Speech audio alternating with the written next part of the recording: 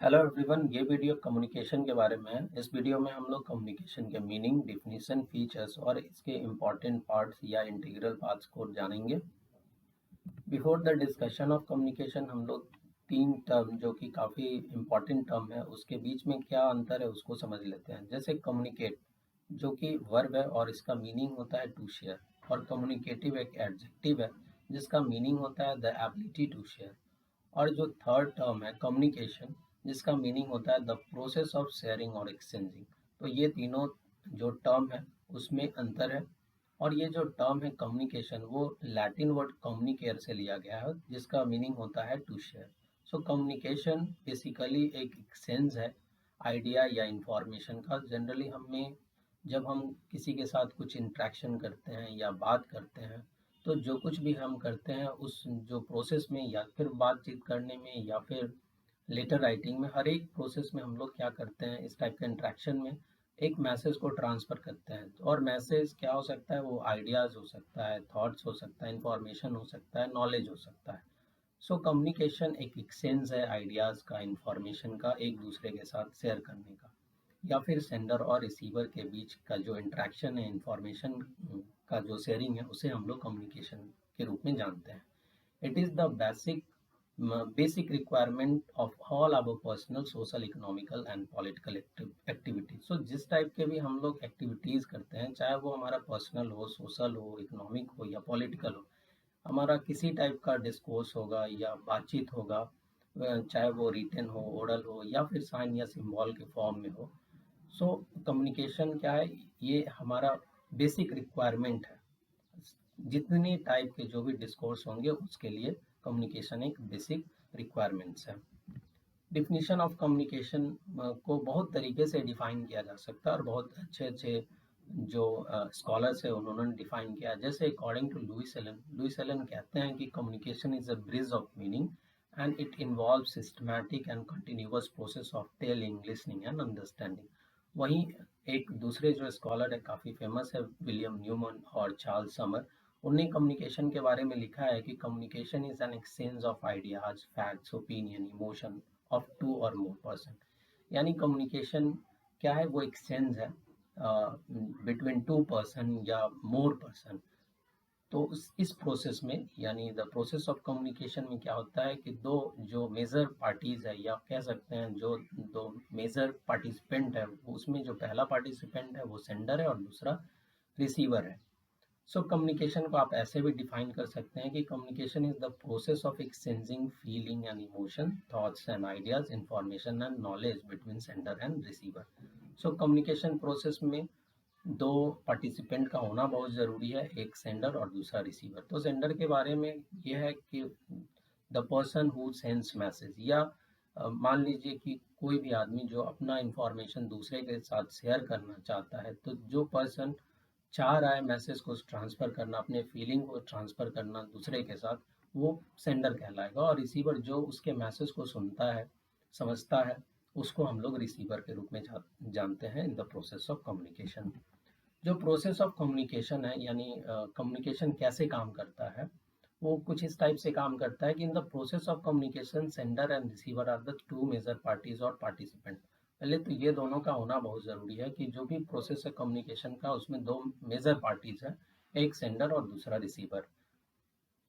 And message and medium are the two major tools of communication. वहीं जो दो major tools है communication का in the process of communication, उसमें पहला जो टूल है वो आपका मैसेज है और दूसरा मीडियम है। सो शेयरिंग और exchanging of message could be verbal और नॉन वर्बल। मैसेज का जो ट्रांसफ़र है, यानी जो कुछ भी, जो फीलिंग या जो इमोशन या जो थॉट या जो इन्फॉर्मेशन आप दूसरे के साथ शेयर करना चाहते हैं, तो यही एक्सचेंज है और शेयरिंग है। ये क्या हो सकता है, आप इसको वर्बली कर सकते हैं या फिर नॉन वर्बली कर सकते हैं। तो वर्बली में क्या होता है कि जनरली आप जो फीलिंग है, जो इमोशन है, जो इन्फॉर्मेशन है, उसको टेक्स्ट फॉर्म में ट्रांसफ़र करते हैं, या आप बोल करके ट्रांसफ़र करते हैं या फिर लिख करके ट्रांसफ़र करते हैं, एक दूसरे के साथ शेयर करते हैं।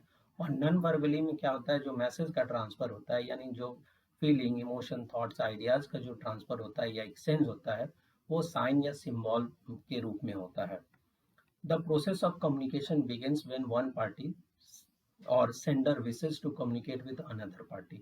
ये जो प्रोसेस है कम्युनिकेशन का वो शुरू कहाँ होता है, जब कोई एक पार्टी जिसको हम लोग सेंडर कहते हैं, अगर वो मतलब उसका अगर विश है कि वो अपनी इंफॉर्मेशन को दूसरे के साथ शेयर करे, तो वहाँ से ये प्रोसेस शुरू होता है। यानी कम्युनिकेशन प्रोसेस में जो पहला एलिमेंट है वो सेंडर का होना बहुत ज़रूरी है विद अनदर पार्टी, और जो उसके मैसेज को रिसीव करता है उसे हम लोग रिसीवर कहते हैं। It ends when the receiver understand the message in the same sense what the sender wish to communicate.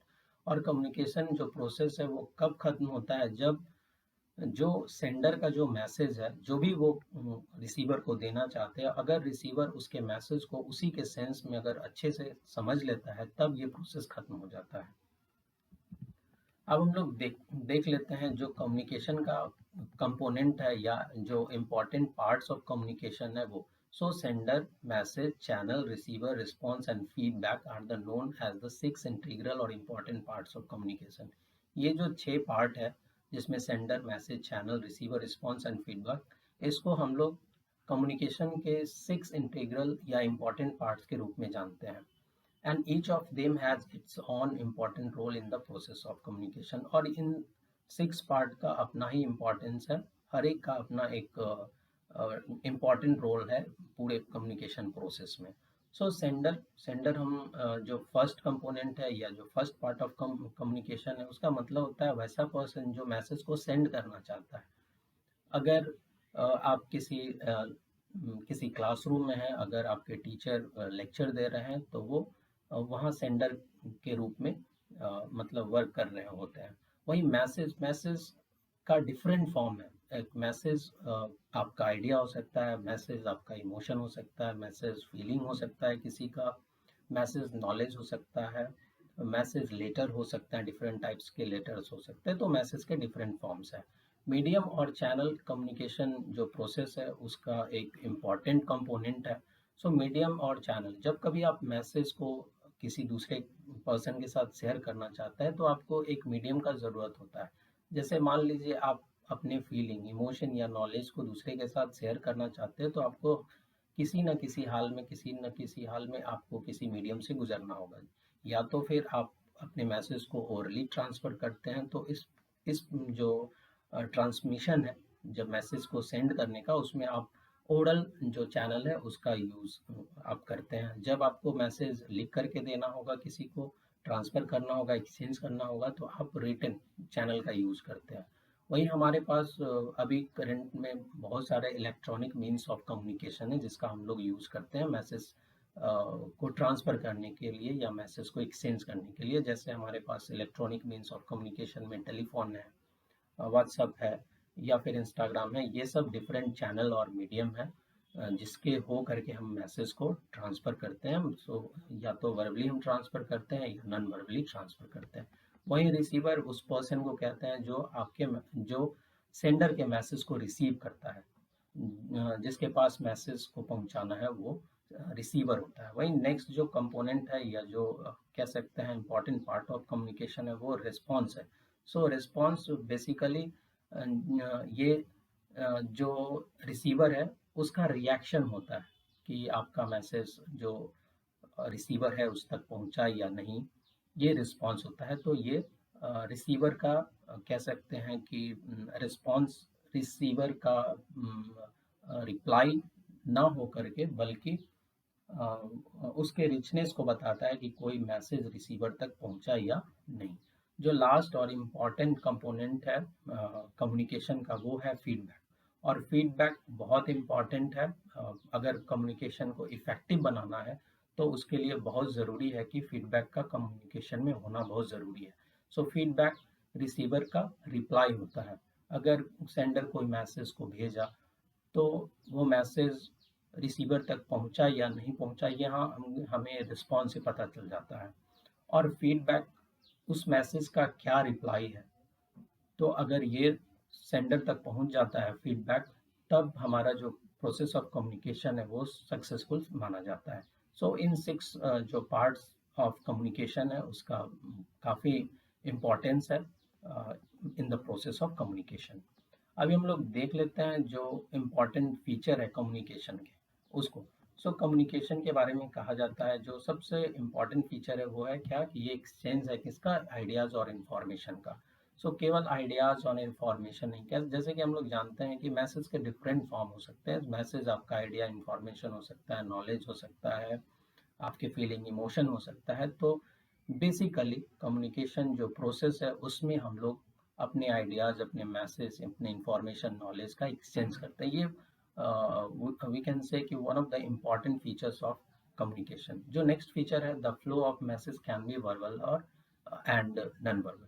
जो मैसेज का फ्लो है या कह सकते हैं मैसेज का जो ट्रांसमिशन है वो क्या हो सकता है, वो वर्बल भी हो सकता है, नॉन वर्बल भी हो सकता है। तो वर्बल में हम लोग जनरली वर्ड का यूज़ करते हैं, यूज ऑफ वर्ड, यानी मैसेज को आप स्पोकन फॉर्म में, ओरल फॉर्म में या फिर रिटन फॉर्म में आप एक्सचेंज करते हैं। नॉन वर्बली में क्या होता है, मैसेज को आप वर्ड के फॉर्म में ना एक्सप्रेस करके आप उसको साइन, सिंबल या बॉडी पोस्चर या जेस्चर के थ्रू आप उसको एक्सचेंज करते हैं।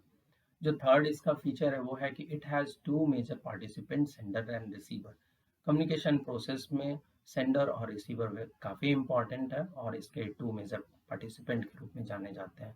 जो नेक्स्ट फीचर है कहता है कि it has two major tools, message and channel और मीडियम। सो इसका टू मेजर टूल्स के आपको कभी कभी एग्जामिनेशन में पूछा जाता है कि which are the two major tools of communication.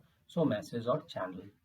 It takes place in formal and informal environment. So जो कम्युनिकेशन है वो फॉर्मल इन्वायरमेंट में भी हो सकता है और इनफॉर्मल इन्वायरमेंट में भी हो सकता है। फॉर्मल इन्वायरमेंट विच मीन्स कि the environment which denotes systematic discipline, like कि जो कम्युनिकेशन आप स्कूल, कॉलेज, यानी जो आइडियाज़ या जो भी नॉलेज है या इंफॉर्मेशन है जिसका एक्सचेंज आप स्कूल, कॉलेज या फिर बिजनेस ऑर्गेनाइजेशन, इन सब जगहों पे करते हैं, जब वहाँ पे आप मैसेज का ट्रांसफ़र करते हैं तो उस टाइप के इन्वायरमेंट को हम लोग फॉर्मल इन्वायरमेंट कह सकते हैं। और इनफॉर्मल इन्वायरमेंट वैसा इन्वायरमेंट जब आप मैसेज का ट्रांसफ़र अपने दोस्त, फैमिलीज, रिलेटिव्स के बीच में करते हैं।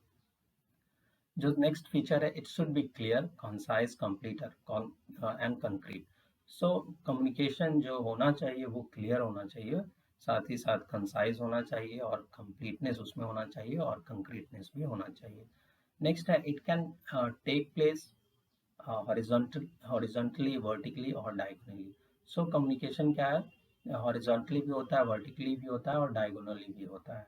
सो हॉरिजॉन्टली जनरली विच मीन्स ये जो तीनों है, हॉरिजॉन्टली, वर्टिकली और डायगोनली, ये ज़्यादातर फॉर्मल इन्वायरमेंट में होता है, यानी स्कूल में, कॉलेज में, बिजनेस ऑर्गेनाइजेशन में या जो डिफरेंट टाइप ऑफ एनजीओ है वहाँ पे ये तीनों होते हैं, हॉरिजेंटल, वर्टिकल और डायगोनल। हॉरिजेंटल में क्या होता है कि जब इस टाइप के कम्युनिकेशन में जब दो लेवल, जो सेम लेवल के पर्सन अगर कम्युनिकेट करते हैं तो वो हॉरिजेंटल कम्युनिकेशन कहलाता है। मान लीजिए कि दो कॉलेज के प्रिंसिपल कम्युनिकेट कर रहे हैं, डिफरेंट कॉलेज के प्रिंसिपल अगर कम्युनिकेट करते हैं तो वो हॉरिजेंटल कम्युनिकेशन कहलाएगा। और वर्टिकली जब मान लीजिए कि कोई कॉलेज या किसी स्कूल के डायरेक्टर और टीचर के बीच में कम्युनिकेशन होगा तो ये वर्टिकली होता है वो।